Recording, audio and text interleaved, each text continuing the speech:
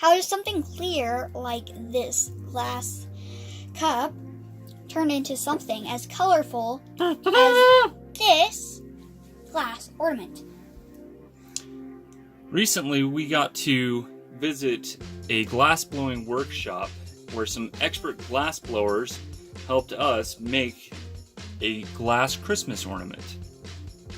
We got to film this little experience, which we get to share with you.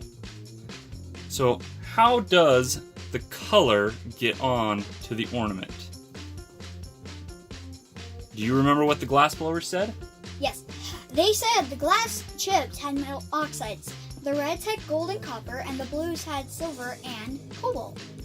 That's right. Different metal oxides or other nanoparticles of metal absorb or reflect different colors of light, which give the different glass chips their color, which then stick to the clear glass underlay.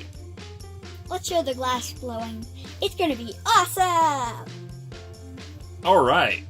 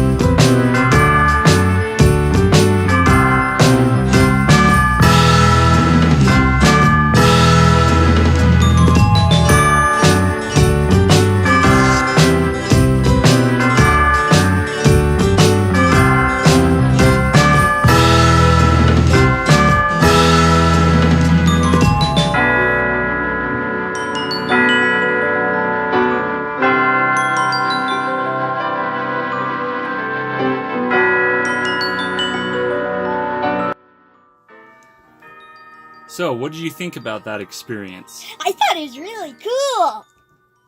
Cool? It was so hot by that glass furnace.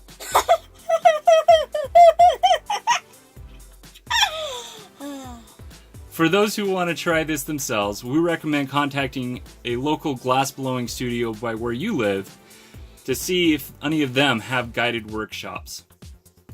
It's gonna be so much fun for you. Remember to ask questions and Try things!